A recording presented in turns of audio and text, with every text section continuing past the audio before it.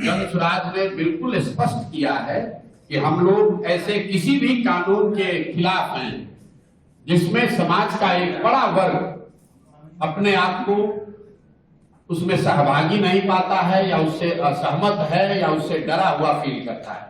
बात इसकी नहीं है कि वक्फ बोर्ड का कानून सही है या गलत।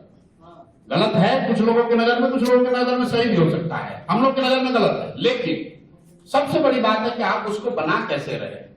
जिस 20% आबादी को आपके हमारे फोर फादर्स ने, इस देश के फाउंडिंग फादर्स ने, जिनको ये आश्वस्त किया कि तुम भारत में रहो, भारत एक सेकुलर देश बना रहेगा, भारत तुम्हारा भी उतना ही होगा जितना दूसरों का होगा, जिनके भरोसे पर ये लोग यहां रहे, जिस संविधान ने उनको प्रोटेक्शन दिया, अगर उस संविधान के किसी प्रावधान में आप आमूलचूल परिवर्तन ला रहे हैं, ला सकते हैं, लेकिन उसके लिए जरूरी है कि समाज के जिन वर्गों को ये कानून प्रभावित करेगा उनको कम से कम विश्वास में तो लीजिए।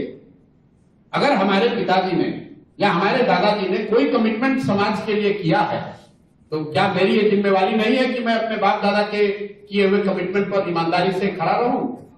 तो ये तो कहीं ना कहीं सिर्फ मुसलमानों की बात नहीं है। इस देश में जो हिंदू रहते हैं, जो इस देश के संविधान में यकीन रखते हैं, जो ये समझते हैं कि गांधी जी ने अगर कुछ कहा है तो उस पर हमें कायम रहना चाहिए, ये सबका मुद्दा है। इसलिए वक्फ बोर्ड के हम लोग खिलाफ हैं। दूसरी बात, वक्फ बोर्ड का अगर कानून बनता है, इसके लिए बनाने वाले भाजपाई तो दोषी हैं ही, लेकिन इसका सबसे बड़ा दोष नीतीश कुमार के सर पर जाएगा। क्योंकि अगर ये व्यक्ति, अगर आज भाजपा को कानून बनाने में ये 12 सांसद वहां पर वोट न दें तो आज वक्फ का कानून नहीं बनेगा। तो मैं आपके माध्यम से कम यहाँ के मुस्लिम साथियों से, उन नेताओं से जो आज भी जदयू से जुड़े हुए, मैं ये नहीं कह रहा हूं कि आप दल छोड़ दीजिए, लेकिन कम से कम उनसे मैं आग्रह करूंगा कि आप लिखकर नीतीश कुमार को एक चिट्ठी तो भेजिए कि अगर वक्त पर आपने भाजपा के साथ मिलकर वोट दिया तो हम लोग आपके विरोध में हैं या हम आपका दल छोड़ेंगे।